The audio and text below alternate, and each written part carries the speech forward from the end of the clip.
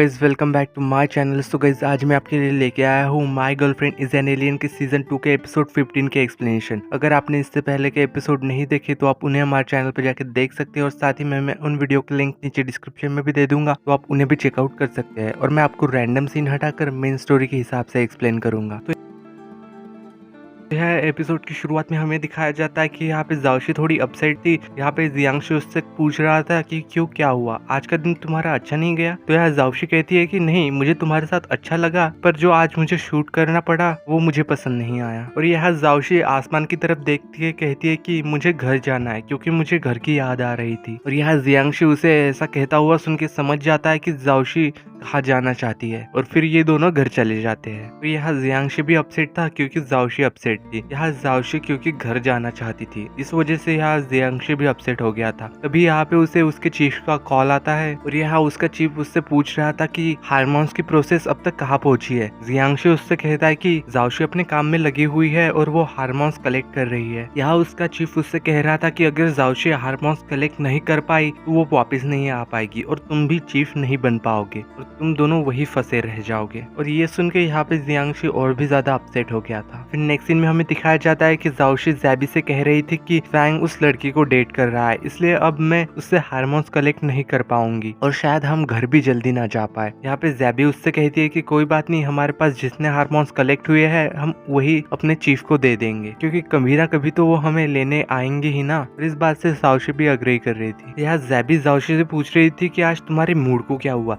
जब वो उसे स्कैन करती है तो उसे पता चलता है कि जाओशी गुस्से में है। यहाँ पे ज़ैबी उससे पूछती है कि क्या तुम गुस्से में हो। इसके जवाब में वो कहती है हाँ, मैं गुस्से में हूँ। और साथ ही में वो उससे पूछती है कि क्या तुम जेलस भी हो। इसके जवाब में भी वो हाँ कहती है, क्योंकि उसे यहाँ पे बिल्कुल भी अच्छा नहीं लग रहा था कि फैंग किसी और को डेट कर रहा है। फिर दूसरी तरफ हमें दिखाया जाता है कि फैंग अपने लैपटॉप में कुछ तो भी चेक कर रहा था और वो यहाँ पे जाओशी की बनाई हुई प्रेजेंटेशन चेक कर रहा था, जो कि उससे उस पेन ड्राइव के जरिए खो गई थी और वो अब उसे मिल चुकी है। यहाँ नेक्स्ट डे हमें ऑफिस में दिखाया जाता है, जहाँ फैंग उसके सेक्रेटरी से कह रहा था कि मुझे प्रेजेंटेशन के बारे में जाओशी से कुछ बात करनी है, इसलिए उसे बुलाओ। तो यहाँ पे उसका सेक्रेटरी कहता है कि जाओशी ने तो जॉब छोड़ दी है, वो यहाँ पे कैसे आ सकती है। पर यहाँ पे फैंग कहता है कि कुछ भी करके उसे बुलाओ। ये सुन के यहाँ पे हान समझ जाता है कि फैंग उससे मिलना चाहता है। यहाँ पे वो खुश हो रहा था। यहाँ नेक्स्ट सीन में हमें दिखाया जाता है कि उसका सेक्रेटरी जाओशी से मिलने आया था और यहाँ पे वो उसे वापस चलने के लिए कहता है। पर यहाँ पे जाओशी कहती है कि नहीं, मैं वापस नहीं आऊंगी, क्योंकि मैं वापस नहीं जाना चाहती। उससे जाके कह दो कि मैं अब कभी भी वापस नहीं आऊंगी। और यहाँ हान भी कंफ्यूज हो रहा था। फिर ये बातें जाके वो उसके बॉस को बताता है और ये सुन के यहाँ पे फैन भी अपसेट हो रहा था। यहाँ पे उसका सेक्रेटरी उसे आइडिया देता है कि आप उससे फूड डिलीवरी करवाओ,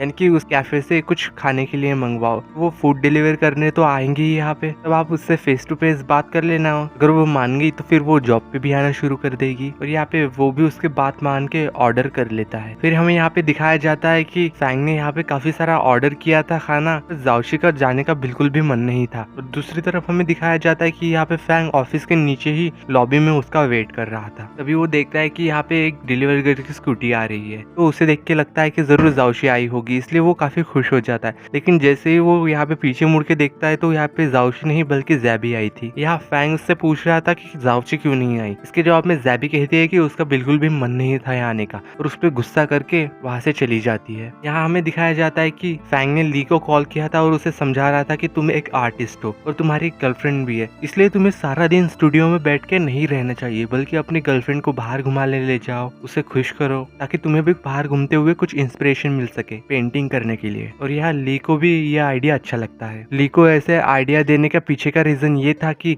अगर वो ज़ैबी को डेट पे ले जाएगा तो जाओशी कैफे में अकेली होगी, अगर इसलिए वो फूड ऑर्डर करेगा तो जाओशी को लेके आना ही पड़ेगा, इसलिए वो यहाँ पे फिर से फूड ऑर्डर करता है। यहाँ दिखाया जाता है कि जाओशी फिर से उसके ऑर्डर को देख के काफी गुस्सा हो गई थी। फिर यहाँ पे मिस चाय कहती है कि कोई बात नहीं, तुम्हें ये ऑर्डर लेके उसके पास जाने की जरूरत नहीं है, हम उसका ऑर्डर कैंसिल कर देते हैं और मशीन को ही बंद कर देते हैं, जिससे यहाँ पे जाओशी खुश हो जाती है कि अब उसे फैंग से नहीं मिलना पड़ेगा। यहाँ नेक्स्ट सीन में हमें दिखाया जाता है कि फैंग खुद ही अपना फूड डिलीवरी लेने कैफे में पहुंच गया था और यहाँ पे वो सिर्फ जाओशी को ही ढूंढ रहा था। तभी यहाँ पे मिस चाय उसे दिखती है तो मिस चाय उससे पूछती है कि तुम यहाँ पे क्या कर रहे हो?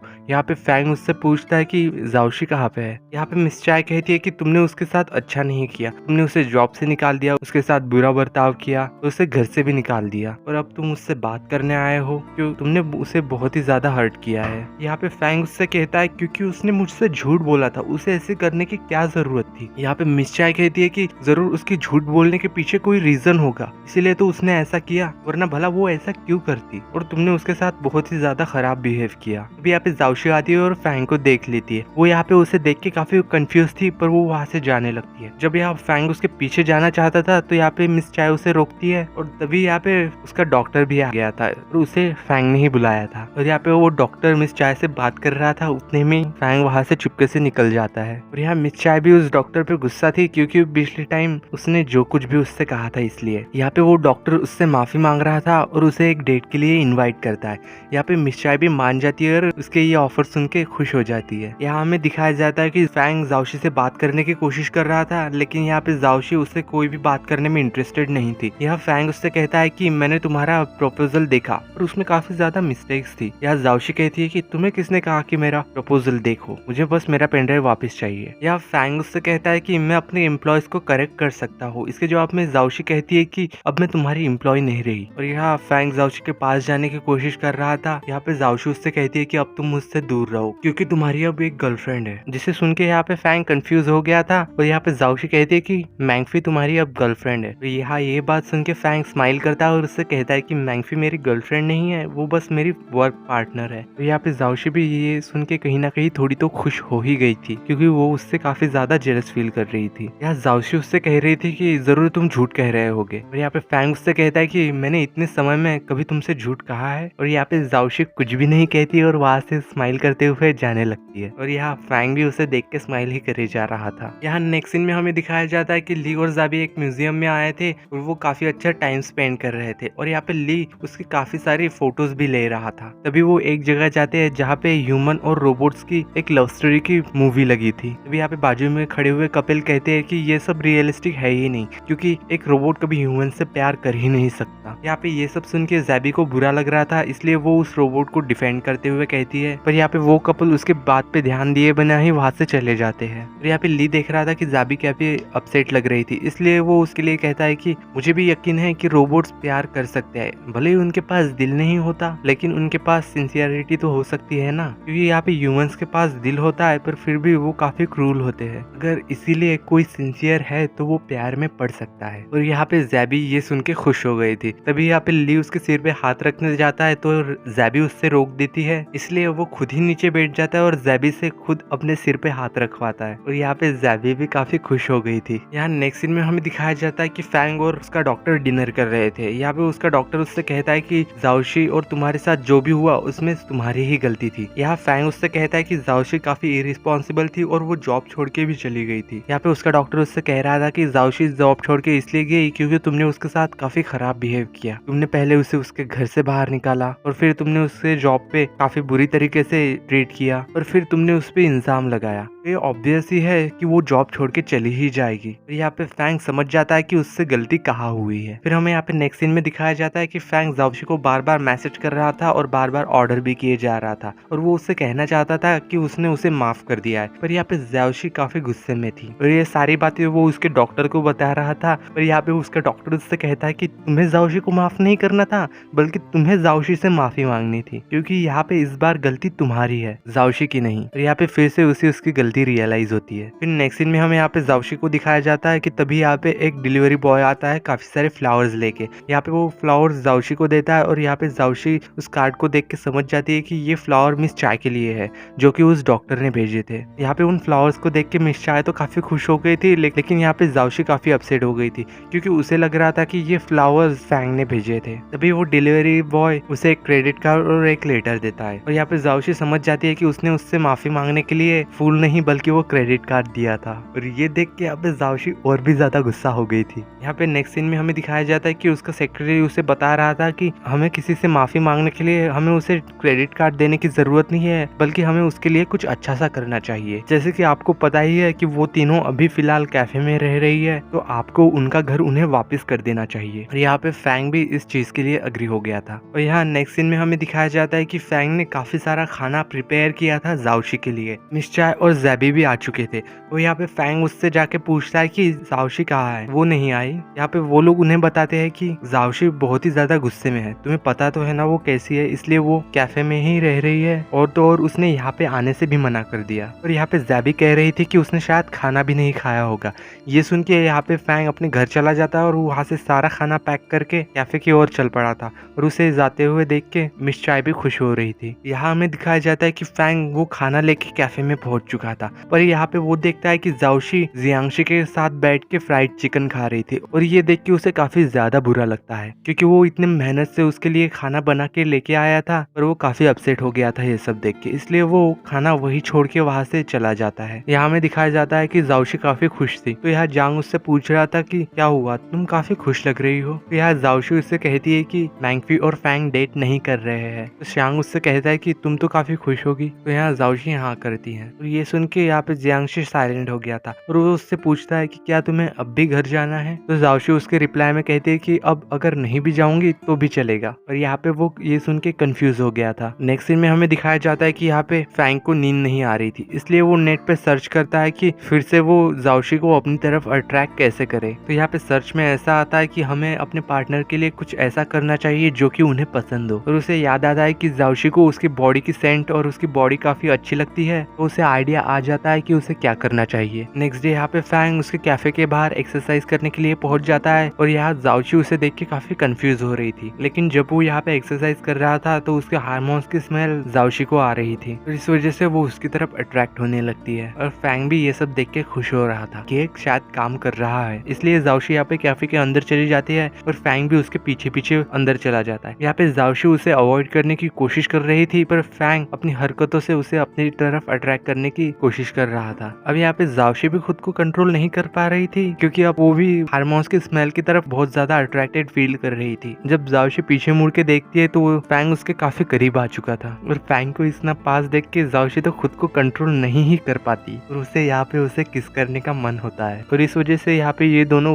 एक दूसरे को देखने लगते हैं। तभी वो ये रियलाइज करती है कि उसे फैंग से दूर रहना है, इसलिए वो यहाँ से चली जाती है। और यहाँ पे फैंग उसे देख के स्माइल ही करे जा रहा था। फिर नेक्स्ट सीन में हमें यहाँ पे दिखाया जाता है कि ज़ैबी, मिस चाय और जाओशी खाना खा रहे थे, लेकिन यहाँ पे जाओशी का मूड अब भी अपसेट था। और यहाँ पे वो उनसे कह रही थी कि फैंग ने मेरे लिए इतना कुछ किया, पर फिर भी अब तक उसने माफी नहीं मांगी। यहाँ पे मिस चाय उससे कहती है कि लड़कों के लिए माफी मांगना इतना आसान नहीं होता, पर डरो मत, वो तुम्हें सॉरी जरूर कहेगा। यहाँ हमें नेक्स्ट सीन में दिखाया जाता है कि फैंग उसके डॉक्टर के साथ बात कर रहा था।